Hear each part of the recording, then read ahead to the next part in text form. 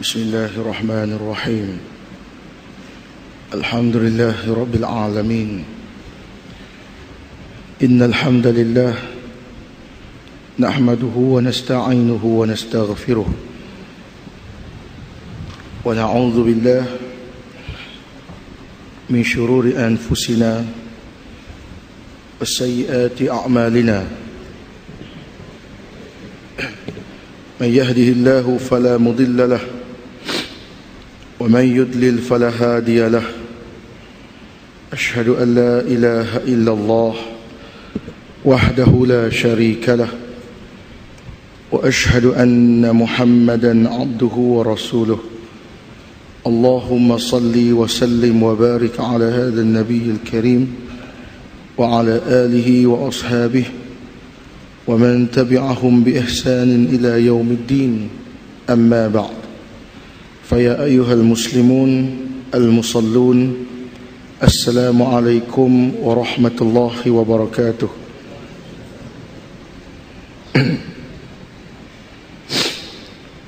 Tuan-tuan dan puan-puan yang dirahmati Allah Subhanahu wa taala,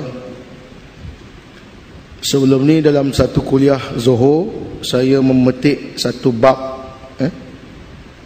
yang ke-10 daripada kitab Riyadhus Salihin, ya,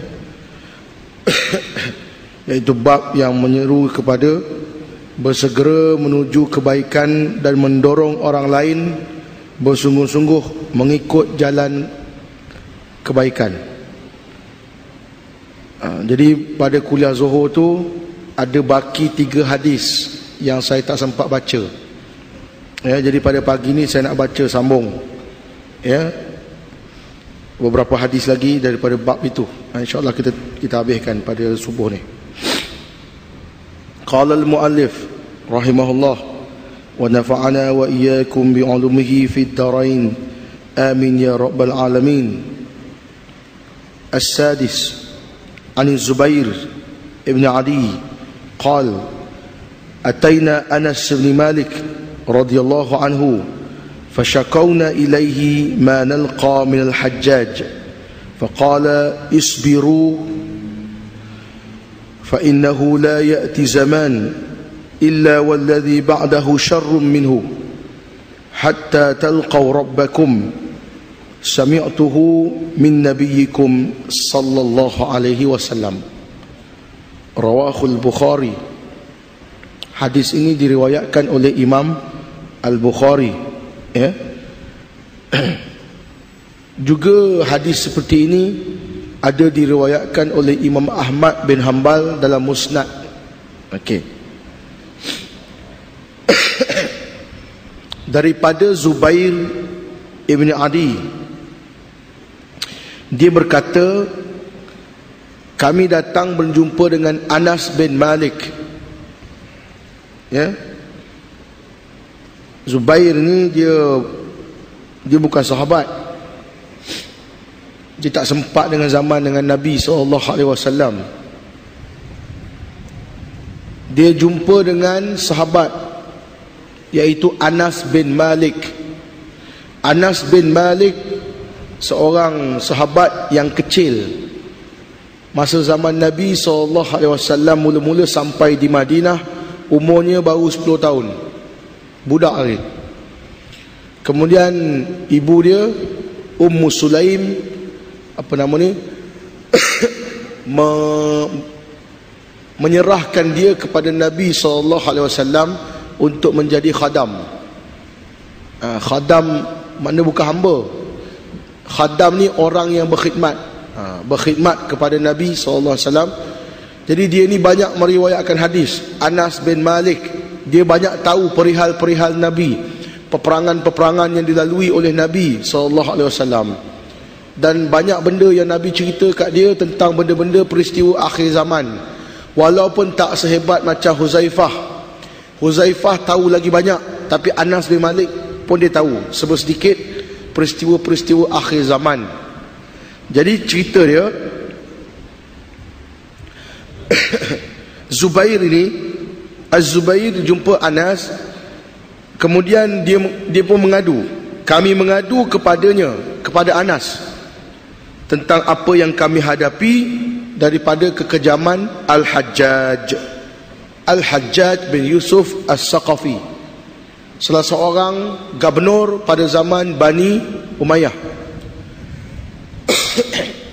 Gubernur yang zalim.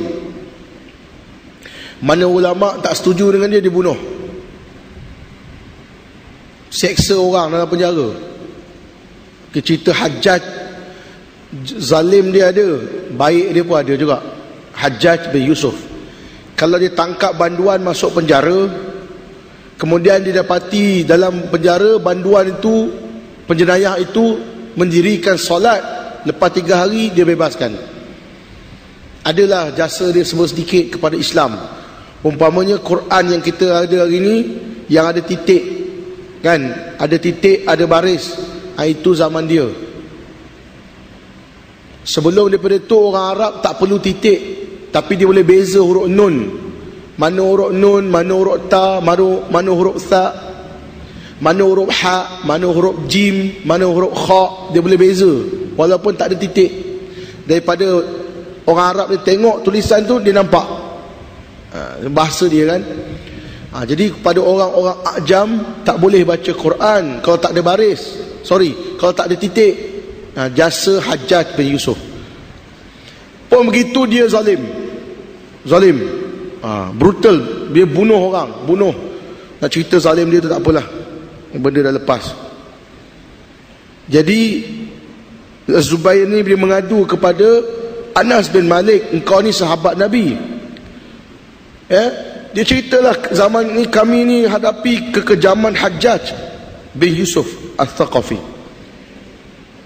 Apa kata Anas bin Malik? Isbiru, hendaklah kamu sabar. Sabar. Sebab apa? Sebab kamu tak boleh lawan dia. Kalau kamu boleh lawan, cegah. Kalau orang boleh cegah dia daripada buat zalim, cegah. Tapi kalau kamu tak mampu, sabar. Fa innahu la ya'ti zamanun illa walladhi ba'dahu syarrun minhu.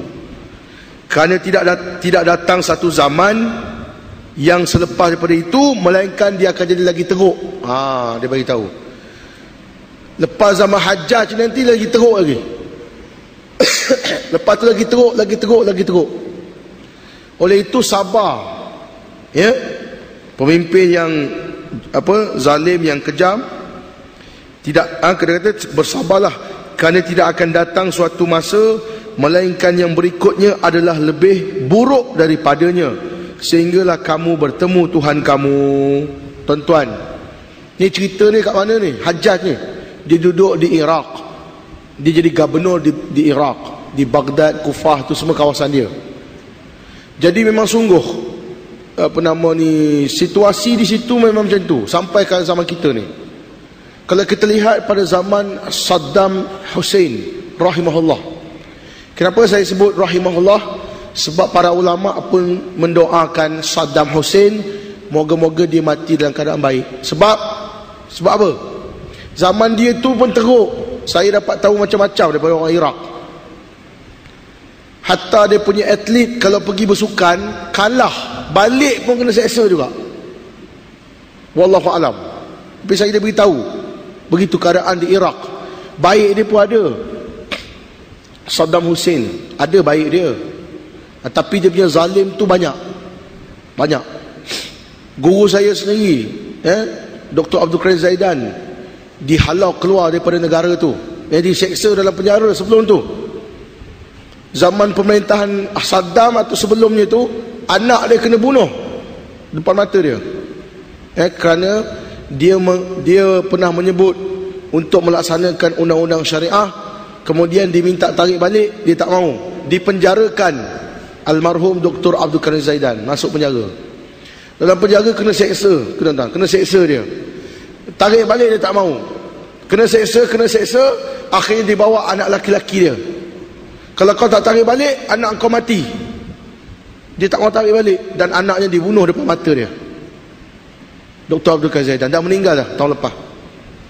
Syekh Abdul Karim Zaidan, ulama yang terkenal, mengarang kitab mufassal, antara kitab yang terkenal usulul dakwah, banyak kitab-kitab Al-Wajiz fi Usulul Fiqh, banyak kitab-kitab dia. Al-Wajiz fil Qawaid Fiqhiyah, ulama yang hebat. Maknanya zaman Saddam tu, kalau kita nak cerita macam ni, macam siapa Hajjaj ni, lebih kurang lah. Dia tu zalim, dia tu jenis keras. Tetapi para ulama mengatakan kalau gulingkan Saddam Hussein, keadaan akan jadi lagi teruk lepas tu. Sungguh, memang betul.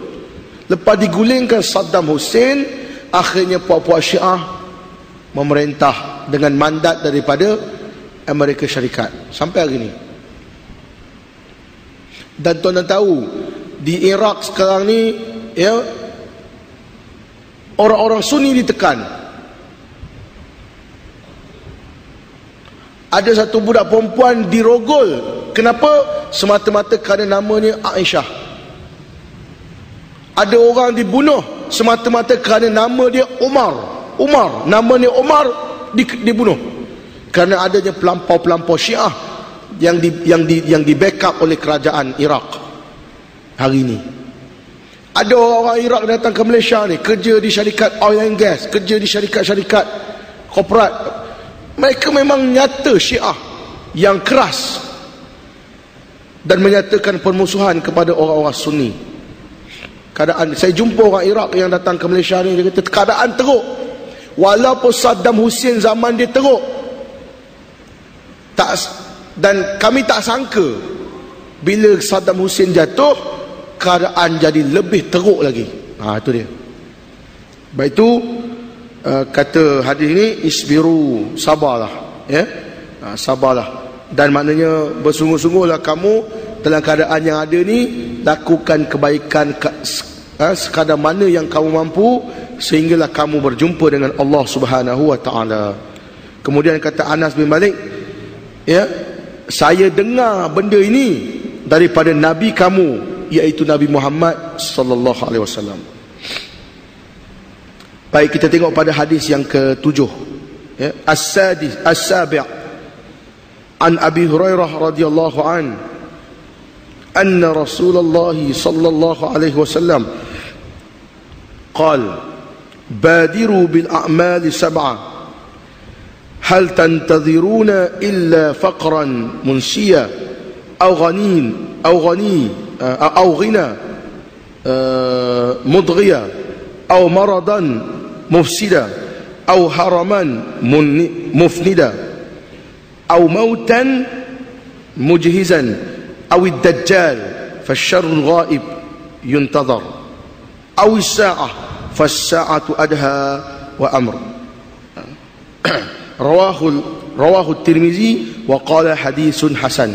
Hadis ini diriwayatkan oleh Imam At-Tirmizi dan dikata hadis ini hadis hasan. Daripada Abu Hurairah radhiyallahu anhu, dia berkata bahawa Rasulullah sallallahu alaihi wasallam bersabda, badiru bil a'mal, bersegeralah kamu beramal. Ni macam hadis yang kita baca dulu dalam kuliah Zuhur, badiru bil amali salihah, bersegeralah kamu beramal soleh. Fitanan qita'il lailil muslim, sebelum datang satu keadaan ataupun satu fitnah yang gelap gelita, seperti malam yang gelap gelita. Itu kita dah cerita hari itu. Jadi hadis ni pun nak sebut segeralah kamu beramal, ya, sebelum datangnya 7 perkara. Segeralah kamu beramal sebelum datangnya 7 perkara. Adakah kamu hendak menunggu datangnya kemiskinan yang akan menyebabkan kamu lupa? Munsia. Datang kemiskinan, kemiskinan tu menyebabkan orang jadi kufur, ya. Sebab itu dalam hadis yang lain disebutkan kemiskinan itu, ya, al-faqru aqrabu ilal kufr, atau kama qala sallallahu alaihi wasallam.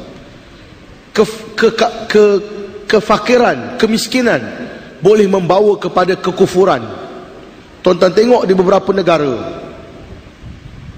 negara kita ni tak tahulah, disebabkan miskin, hidup susah, melarat, kadang-kadang manusia terpaksa gadaikan akidah. Datang bantuan daripada Kristian, datang bantuan daripada Kristian dan sebagainya, menawarkan bantuan begini. Akhirnya kadang-kadang menyebabkan orang itu dia ikut agama, tukar agama. Ada di negara-negara yang miskin kadang berlaku macam itu. Ya, ni kadang-kadang berlaku kerana kelemahan umat Islam sendiri dalam menguruskan harta. Sebagai contoh, tuan-tuan dan puan-puan sekalian, zakat dalam negara orang Islam, zakat ni kalau kumpulkan seluruh Malaysia ni, negara-negara yang ada PPZ, tiap-tiap negeri ni, boleh mencecah 1.5 bilion. Usaha untuk memungut zakat dijalankan secara meluas dan bersungguh-sungguh. Tuan-tuan pun tahulah, dengan van bergerak dia, dengan perkhidmatan SMS boleh bayar zakat, online lagi, internet lagi, macam-macam cara boleh. Kalau zakat fitrah tu, shopping kompleks semua ada, boleh bayar zakat kat mana-mana pun, masjid apa semua. Dari segi memungut zakat, dari segi mengagih zakat, tidak begitu, tidak serius. Kadang-kadang menyebabkan orang miskin, tuan-tuan, dia lebih senang pergi gereja, dia lebih senang menerima bantuan daripada orang-orang Christian missionary. Memanglah orang-orang Kristian tu dia tak cakap masuklah agama kami, masuklah agama kami. Dia cuma ajaran agama dia mengajar buat baik, bantu orang miskin, beri makan orang lapar. Agama Islam pun macam itu. Bahkan lebih lagi, bayar fidyah. Fidyah ni bayar ke siapa? Ta'amu miskin, bayar makan orang miskin, atau beri pakaian orang miskin, fidyah. Kafarah pun sama, bagi makan fakir miskin, beri pakaian pada dia. Zakat, bantu orang miskin. Imam Ash-Syafi'i mengatakan, kalau kita dapat kesan satu orang miskin, banyak mana kita kena bagi zakat pada dia, kira-kira belanja yang cukup untuk dia tiap-tiap bulan. Bukan bagi RM200, lepas tu setahun lepas tu baru nak bagi. Itu pun dah dapat RM200, jenuh dia ngisi borang, tulis borang tu. Makcik tu dah mata rabun, nak menulis borang lagi, nak pergi sana pula pejabat dia. Saya pergi tengok pusat zakat, masuk dia punya pejabat, subhanallah, renovation, aircon, angin kuat, sejuk macam Eropah. Sebab kalau kita nak bayar zakat memang senang, masalah nak agih zakat. Dan saya pernah tengok orang kena marah minta zakat, dia herdik kan. Kawan saya, isteri dia pakai purdah, kena tengking dekat kaunter tu. Bukan Selangor, negeri lain. Selangor ni dia ada akai sikit lah. Sejak saya cakap terang, tuan-tuan, saya pernah menguruskan zakat pelajar-pelajar Selangor. Ni pagi cerita zakat lah. Masa saya belajar dulu, dia kata, adik minta maaf sekarang ni dah tarikh tutup zakat. Ada tarikh tutup rupanya. Lepas 2008 saya datang lagi, saya minta tolong lagi untuk uruskan pelajar-pelajar yang belajar kat Yaman dulu. Saya kata, kak, tarikh tutup bila? Tak ke, sekarang ni kita dah tak ada tarikh tutup. Itu Selangor. Selangor dah berubah lah. Boleh main tarikh tutup pula. Lepas tu kat Mesir itu hari, pelajar-pelajar yang menyertai persatuan pemeram disuruh bayar balik zakat. Apa benda ni? Itu cerita pasal ni lah. Fakir miskin pun sama, beratur, dan dapatnya bukan banyak. Patutnya diberikan keperluan dia tu cukup, sampai dia tidak lagi meminta-minta. Tuan-tuan bayang kalau tuan-tuan pergi balik Shah Alam tu, taksi ke naik taksi, naik bas ke naik apa, letih, penat, dapat RM200. Orang fakir miskin pun tak larat nak pergi, kan? Tak larat dia. Bila ada gereja bagi duit, mula kita rasa tercabar. Lepas tu kita serbu majlis dia. Ada orang jahil sini, ada orang main sini, kita pun serbu program. Kita dapat aduan, gereja nak bagi bantuan pada fakir miskin, ni nak memurtadkan orang Islam, kau bagilah duit. Dia tengah puasa ni, malah nak marah-marah sangat. Kau cari, macam mana kau cari orang untuk bayar zakat, macam tu kau kena cari asnaf fakir miskin ni. Cari. Wal mu'allafatu qulubihim, orang-orang mu'allaf, orang-orang kafir yang boleh dijinakkan kepada Islam, bagi duit. Ini dikata kafir tak boleh. Bila dah mu'allaf, mu'allaf ni kita bantu setakat berapa tahun je, lepas tu tak boleh. Beri, baru orang kafir nampak, aku kafir-kafir pun dapat duit zakat. Menjinakkan hati mereka pada Islam. Sebab itu kalau sistem ni tak betul berjalan, tiap-tiap tahun diumumkan kita ada lebihan zakat, kita ada lebihan zakat. Kawan saya kerja jabatan audit, dan dia audit beberapa pusat agihan zakat. Ada yang duit lebihan tu dia pergi beli tanah, melabur. Sebab dia kata ni duit zakat ni kalau habis, jadi kita kena laburkan pada hartanah, beli tanah sampai naik lalang. Ada duit-duit zakat disalurkan kepada sekolah-sekolah tahfiz, sekolah pengurusan dia, dia pergi beli ikan-ikan yang dah tak elok, bagi makan budak-budak tahfiz di bawah sebuah, saya tak mahu sebutlah mana. Ni benda-benda yang berlaku. Lepas tu bila timbul pula orang tak nak bayar zakat kepada ni PPZ, orang nak terus pergi pada asnaf, keluar pula surat khabar, siapa yang bagi zakat terus kepada asnaf berdosa pula. Ni ustaz-ustaz ni yang jenis macam ni khianat kepada ilmu. Zaman Nabi SAW, Nabi suruh sahabat ni bagi terus kepada fakir miskin. Tetapi kita nak susun supaya munazzam. Kita ada jabatan, kita ada badan untuk menguruskan zakat. Baguslah, bagus. Tapi jangan kamu nafikan orang lain nak bayar zakat terus kepada asnaf, berdosa. Mana dalil berdosa tu? Kalau kau kutip zakat fitrah, kau terus cari orang fakir miskin waktu raya ni, sebelum raya beri dia gembira supaya dia ada makanan, ada pakaian. Okey.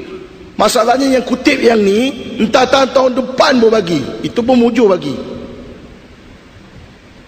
Menyebabkan orang fakir miskin ni kadang-kadang dia pergi, dia lebih suka terima bantuan gereja. Gereja tak payah isi borang, gereja tak ada terbanyak tanya, bagi je, bagi. So kita kena jaga.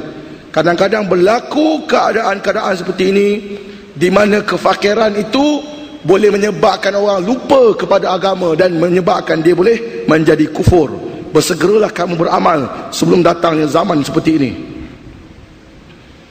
Atau kekayaan yang menyebabkan kamu melampaui batas. Sebelum datang kamu ni, waktu susah senang beribadat. Bila jadi kaya, dah tak nampak masjid, dah tak datang masjid, dah tak lagi beribadat, ya. Atau penyakit yang merosakkan segala-galanya. Bila dah sakit, datang wabak penyakit, datang penyakit-penyakit yang menyebabkan kamu juga tidak dapat melakukan amal-amal yang soleh, ya. Atau masa tua yang sangat melemahkan. Bila kita dah tua, dah tak larat, masa tu baru teringat nak beramal, masa tu teringat nak pergi qiyamul lail, masa tu baru teringat nak boleh baca Quran. Gigi dah tak ada dah, sebut makhraj pun dah tak boleh dah, gigi tak ada. Pakai gigi palsu pun bunyi tak sama. Tu tuan-tuan, ya, baru nak belajar tajwid, gigi dah tak ada, baru nak belajar tajwid. Masa muda-muda dulu, Isabella, kau bagai air yang jernih, I do it my way. Itu masa muda. Masa dah tua, barulah wadduha ghairil maqdubi alaihim. Maqdu apa? Maqdu makcik, pakcik. Maghdu dot ghain tu maqadu. Suka hati pakcik lah. Tak larat aku layan kau. Masa dah tua dah tak lah, baru nak belajar Quran. Atau kematian yang pasti menjelang, ataupun Dajjal yang adalah sejahat-jahat orang yang dinantikan.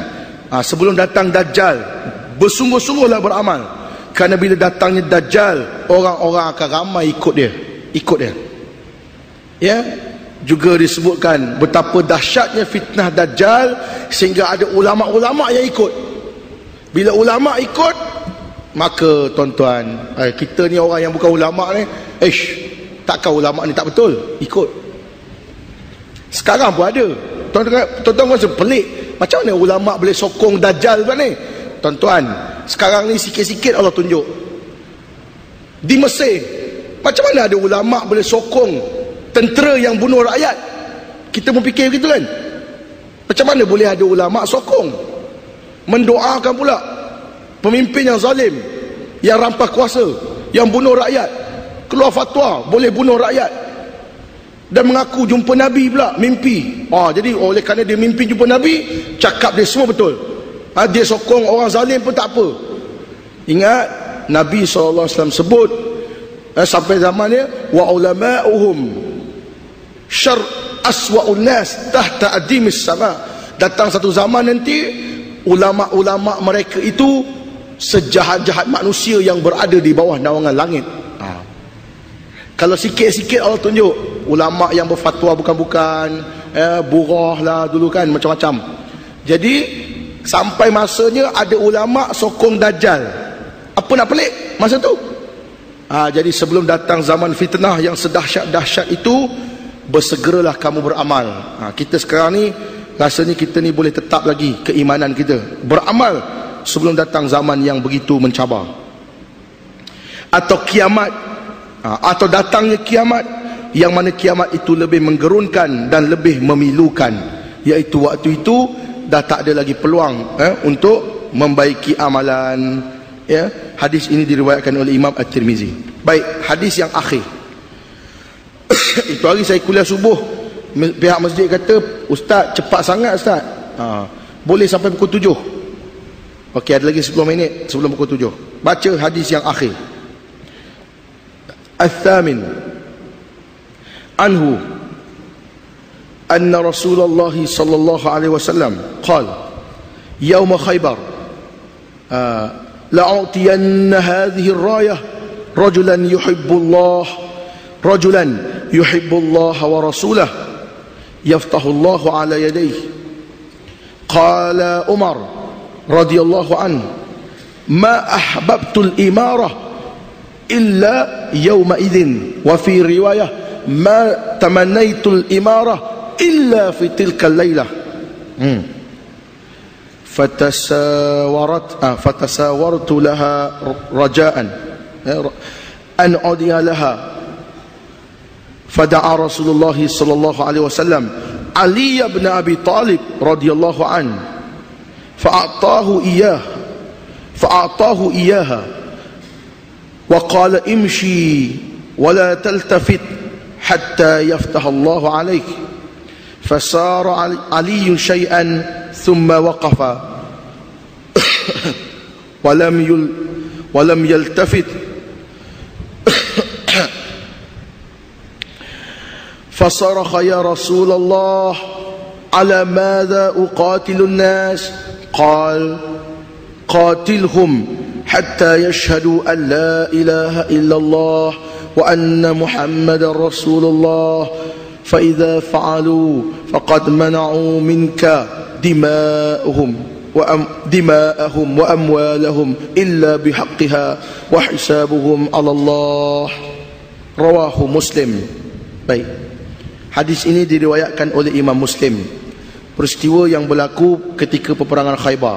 Ini tuan-tuan, hadis ini juga diriwayatkan daripada Abu Hurairah radhiyallahu anhu.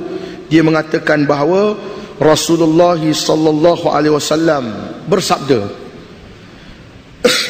pada hari peperangan Khaybar, malam sebelum Mana siang tu peperangan, pagi tu, malam tu Nabi sebut, ya, sesungguhnya aku akan berikan panji-panji perang, bendera perang.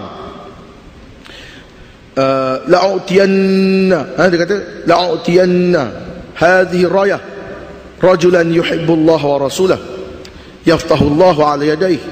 Aku akan berikan panji-panji perang. Zaman dulu kalau peperangan, Nabi SAW akan lantik ketua, dia pegang bendera, ya.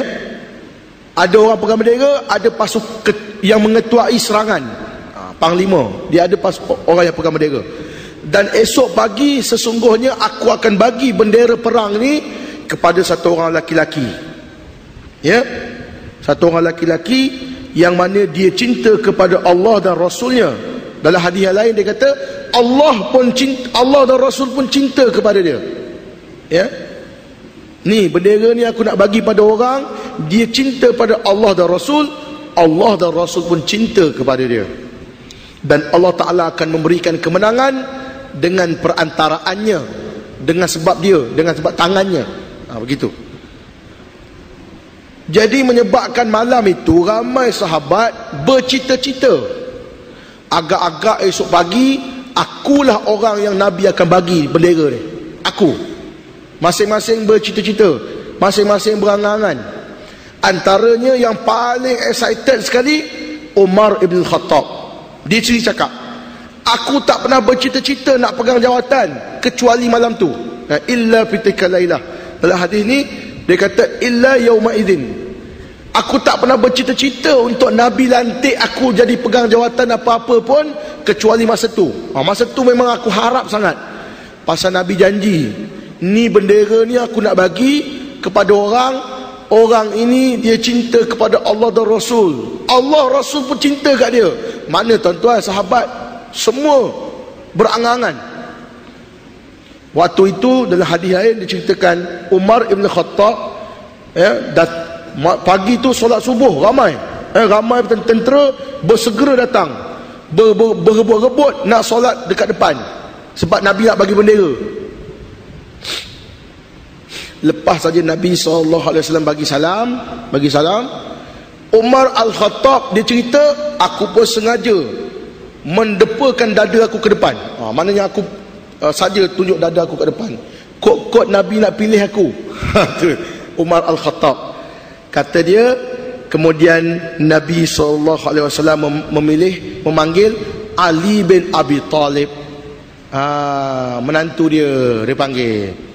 Ini bukan kroni ni, maknanya Nabi bagi orang paling layak sekali, Ali bin Abi Talib. Itu yang orang Syiah kata Ali bin Abi Talib paling layak jadi pemimpin, jadi khalifah lepas Nabi wafat. Tak betul. Hadis ini sempena peperangan Khaybar, bukan untuk jadi khalifah, tak, untuk jadi pemimpin negara, tak, dalam peperangan Khaybar gitu. Jadi ada riwayat yang panjang menyebut Ali masa tu mata dia sakit, maka Nabi panggil. Lepas tu Nabi pun ludah air liur dia kat mata Ali dan sembuh penyakit. Lalu baginda SAW pun menyerahkan bendera perang, panji-panji perang kepada Ali bin Abi Talib, ya. Okey. Kemudian Nabi kata apa? Pergilah engkau berangkat, pergi masuk ke dalam perkampungan Khaybar. Waktu tu orang Yahudi ni mengkhianati Nabi Muhammad SAW. Okey. Ali pun pergi, sedang dia berjalan, tak berapa jauh langkahnya, kemudian dia berhenti, lalu menoleh ke belakang, lalu dia pun berteriak, wahai Rasulullah, atas dasar apa aku hendak memerangi manusia?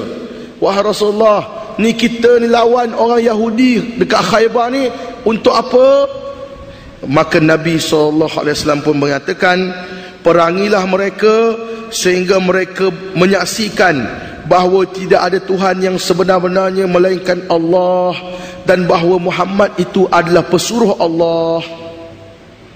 Hadis ini jika kita tak faham betul-betul, nanti orang kafir kata, orang talis kata, Islam satu agama yang memaksa orang lain masuk Islam. Sebab berperang, serang satu kampung, lepas tu jangan berhenti sehinggalah mereka mengucap dua kalimah syahadah. Kita kena faham satu benda. Nabi SAW tak pernah paksa orang masuk Islam. Ya, tak pernah paksa. Orang Yahudi dibiarkan dengan agama dia, sehingga mereka khianat kepada agama, dan sehingga mereka menyatakan penentangan kepada agama Islam secara terang-terangan dan bersenjata. Masa tu barulah Islam serang perkampungan Khaybar, macam mana Nabi serang perkampungan Bani Quraizah, pasal khianat. Dan kalau mereka ni masuk Islam, baru selamat. Sebelum ni dah ada perjanjian, mereka kekal dengan agama mereka, jangan kacau Islam, jangan lawan Islam, dan kena bantu Madinah kalau diserang daripada luar. Tiba-tiba dia khianat, tiba-tiba dia melancarkan serangan kepada Nabi SAW, maka terbatallah perjanjian itu. Maka Nabi serang. Kalau Nabi serang, sehinggalah mana kalau mereka tu mengucap dua kalimah syahadah, maka selamat.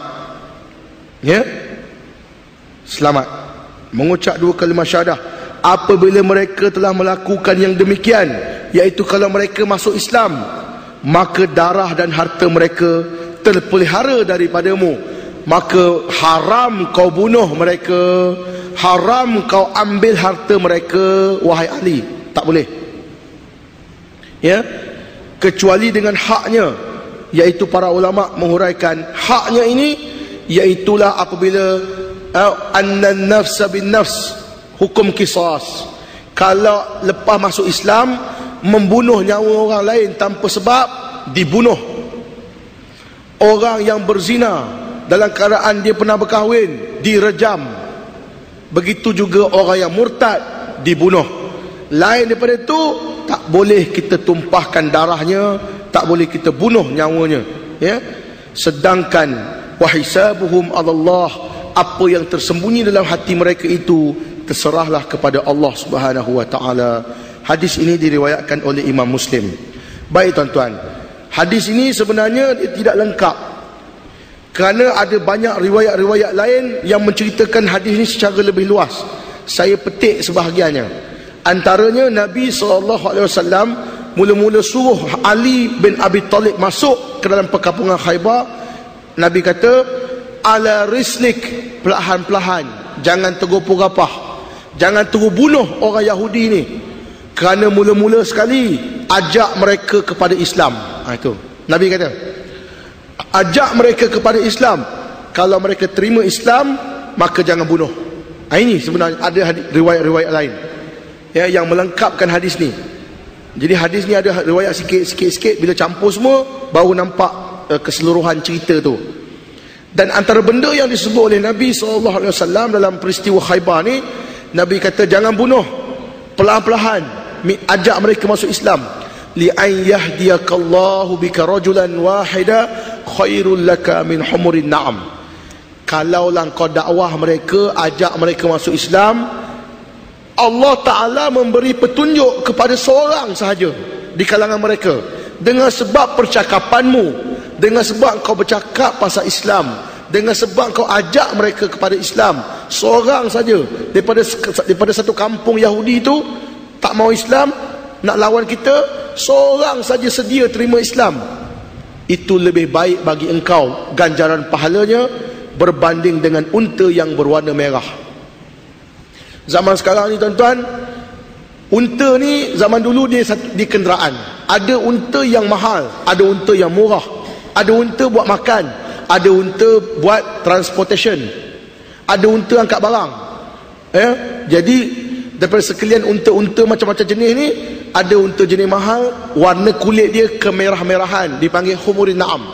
Macam kita sekarang ni, kereta pun macam-macam kereta kan. Toyota Hilux ada, Ford Ranger ada, Toyota ada, Toyota Vios ada, Proton Saga ada, Proton Myvi ada, Viva, Kancil, macam Honda City, macam-macam cerita lah. Kereta ni banyak, BMW, Mercedes. Daripada banyak-banyak kereta ni, tentulah kita kata kereta Ferrari Ferrari warna merah, itu mahal kan.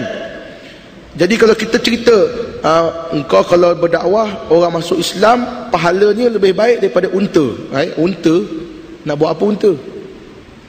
Jadi saya nak bagi tuan-tuan faham, kalau satu orang bersedia menerima Islam dengan sebab percakapanmu, ataupun maknanya menerima hidayah petunjuk dari Allah dengan sebab percakapanmu, itu lebih baik pahalanya daripada engkau memiliki kereta Ferrari warna merah. Macam tu.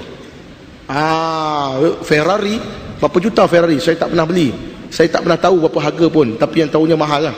Dan saya rasa kalau saya kerja seumur hidup pun tak boleh bayar pun, tak boleh beli pun. Jadi berdakwah, menyampaikan agama, mengajak orang kepada kebaikan, kalau seorang saja ikut, kalau pagi subuh ni yang dengar kuliah ni, satu orang saja yang dapat berubah daripada keadaan yang tidak baik kepada keadaan yang lebih baik, maka itu lebih baik pahalanya daripada dapat kereta mewah. Begitulah tuan-tuan, habis bab ini hutang saya pun selesai. Saya janji hari itu saya nak baca sampai habis. Alhamdulillah. Jika ada kesempatan pada waktu-waktu lain, insya-Allah kita bertemu lagi. Alhamdulillah. Inilah satu masjid yang ada kuliah subuh tiap-tiap hari. Ini satu. Boleh masuk dalam Malaysia World of Record. Boleh masuk. Itu tuan-tuan.